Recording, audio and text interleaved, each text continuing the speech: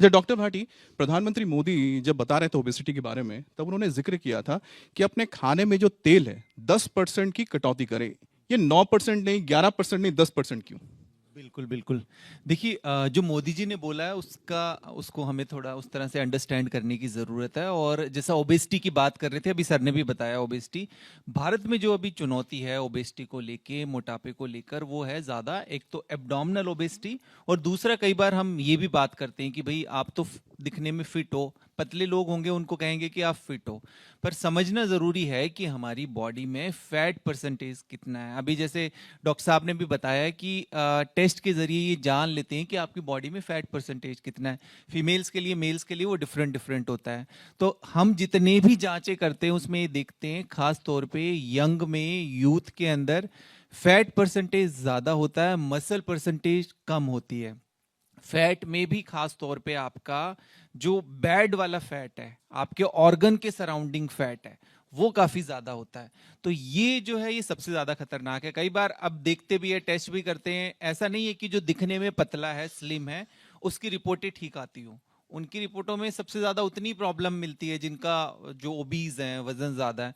तो इस वजह से इंडिया भी एक एंडेमिक बन चुका है, जो खास तौर पे वजन ज्यादा होने का। और सेम वजन ज्यादा है, आप ओबीज हैं, तो वो भी बॉडी के हेड से लेके टो तक हर एक ऑर्गन को अफेक्ट करता है। और जैसा मोदी जी ने बताया वो 10% फैट कम करने की, ओवरऑल हम इंडिया की ट्रेडिशनल डाइट की बात करें तो उसमें 3 चीजें बहुत ज्यादा इस्तेमाल करते हैं, जिसमें कार्बोहाइड्रेट हो गया, फैट हो गया, या फिर शुगर का जैसा हम बात करें इस्तेमाल करते हैं। तो ये सभी कारण बनता है आपके कई तरह के मेटाबॉलिक डिजीज। मेटाबॉलिक डिजीज क्या होती है? एक समूह होता है बीमारियों का, जिसमें डायबिटीज हो गया, हाइपरटेंशन हो गया, फैटी लीवर हो गया। फैटी लीवर को लेकर अभी आईएलबीएस ने एक स्टडी की थी दिल्ली एनसीआर में। ऑलमोस्ट सभी लोगों को फैटी लीवर मिलता है, और उस सब चीज़ों को हम इग्नोर करते हैं। तो इस वजह से वो उन्होंने फैट के बारे में बात की, पर कहीं से शुरुआत तो करें, जी। पहले हम कम करना शुरू करें। और भारत में कई बार सेलिब्रेशन के नाम पे हर चीज़ में हम कहते हैं ट्रेडिशनल डाइट घर का खाओ, पर घर में भी अगर हम बात करते हैं तो छोले भटूरे, समोसे, पकोड़े, ये सब चीज़ें बहुत ज़्यादा। तो ओवरऑल हमारा ऑयल का कंजप्शन आप बहुत बोल ज़्यादा रहे है, हैं तो कि धीरे ऑयल धीरे। कंजम्पशन जी। का जिक्र करते हैं। डॉक्टर दुबे, ये बताते हैं कि अगर आपको जॉइंट्स अच्छा रखना है तो उसमें काफ़ी कोलेस्ट्रॉल खाना चाहिए, खाने की मात्रा होनी चाहिए, जैसे कि घी। कहते हैं कि उससे घुटने अच्छे रहते हैं। ये जॉइंट्स को कैसे हेल्दी रखें, क्या खाना चाहिए? अ, देखिए, ऐसा नहीं है कि आप कोलेस्ट्रॉल या घी खाएंगे तो वो ऐसा ऐसा मिथ है कि आप घी खाएंगे तो जोड़ों में चिकनाहट देगा, क्योंकि घी कभी जॉइंट के अंदर नहीं जाएगा जो आप पेट में खाएंगे उसको। तो ये मिथ है बहुत बड़ा, ऐसा सही नहीं है। हर चीज़ की एक लिमिट होती है। कोलेस्ट्रॉल भी आप डाइट में आपके होता है, आपका इंटरनल कोलेस्ट्रॉल भी फॉर्मेशन होता है, बट वो एक लिमिट में वो चीज़ें होनी चाहिए।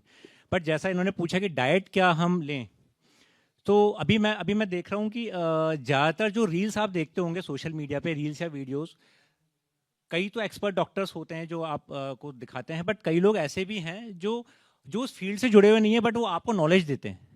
So this is wrong information. उसको सुन के बहुत सारे लोग ऐसी डाइट फॉलो करने लग जाते हैं जो आपके लिए सही नहीं है। एक डाइट सभी लोगों के लिए सही कैसे हो सकती है? Is it possible? जब आपके पैरों का नाप सही सेम नहीं हो सकता, आपके कपड़ों का साइज सेम नहीं हो सकता, तो आपकी डाइट कैसे सेम हो सकती है? Not possible. किसी को किडनी का प्रॉब्लम होगा, किसी को लीवर का होगा, किसी को हार्ट का होगा, उनका सबका डाइट अलग होगा। तो कभी भी ऐसे रॉन्ग इन्फॉर्मेशन को फॉलो नहीं करें, क्योंकि वो आपको नुकसान बहुत ज़्यादा पहुंचा सकती है।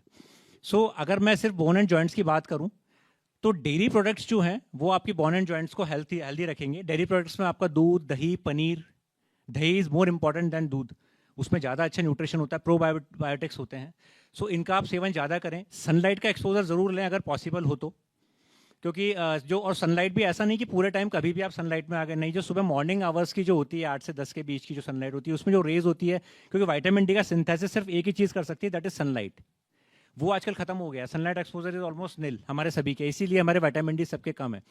तो आप धूप खाएं, सबसे कॉमन चीज़ विटामिन डी के लिए। जादू की तरह। हाँ, यस। और डेयरी प्रोडक्ट्स का कंजप्शन करें।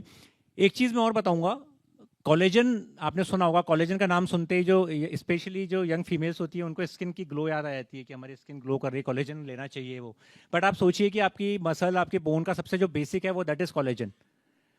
तो उस कोलेजन से ही आपकी बोन और हड्डियां बनी है। तो हाई प्रोटीन डाइट जरूर लें, प्रोटीन का सेवन करें। उसके लिए आपको सप्लीमेंट्स लेने की ज़रूरत नहीं है। आप नेचुरल प्रोटीन जो है, सोयाबीन, दालें, बीन्स आते हैं, इनके अंदर बहुत अच्छा प्रोटीन, अगर ये लेंगे सफिशिएंट, और एग अगर आप खाते हैं इट्स गुड। तीसरा, हर चीज़ का हमारे डीजनरेशन और रीजनरेशन, दो चीज़ें बॉडी में चलती हैं। जब बॉडी का डीजनरेशन होता है और रीजनरेशन होता है, 40 के बाद हमारा डीजनरेशन ज़्यादा होने लग जाता है, रीजनरेशन कम होता है। और डीजनरेशन कब होता है? ऑक्सीडेशन से। किसी लोहे में अगर पड़ा हुआ है, उस पर जंग या रस्ट लग रही है, तो उसके ऑक्सीडेशन से लग रही है। सेम चीज़ बॉडी में होती है।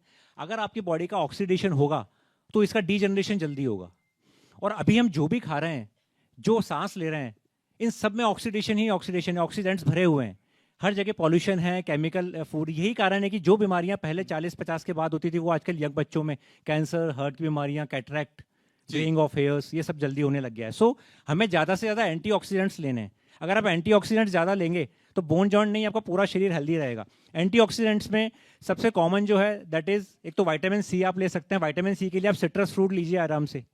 जो खट्टी वाली चीज़ें होती है, जिनको लोग बोलते हैं कि खटाई खाने से जोड़ खराब होता है, ऐसा कभी नहीं होता। Khatai is vitamin C, and vitamin C is always beneficial for your body. Vitamin C आपको लेना है। विटामिन ई आप ले सकते हैं। विटामिन ई के लिए आप क्या करें, कैप्सूल आते हैं विटामिन ई के, आप चाहें तो वो ले सकते हैं डेली, सिंपल।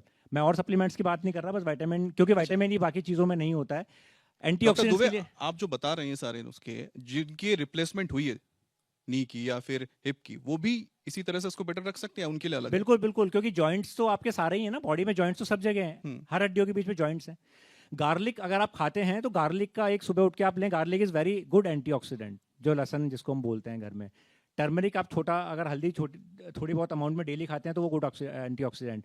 इन चीज़ों को फॉलो करके आप बहुत हद तक अपने शरीर की बहुत सारी बीमारियों को रोक सकते हैं। ये सिंपल सी चीज़ें हैं जिनको आप रूटीन में फॉलो। नट्स में अगर अखरोट, वॉलनट अगर आप लेते हैं रात को पानी में भिगो के, it's very very good for joints.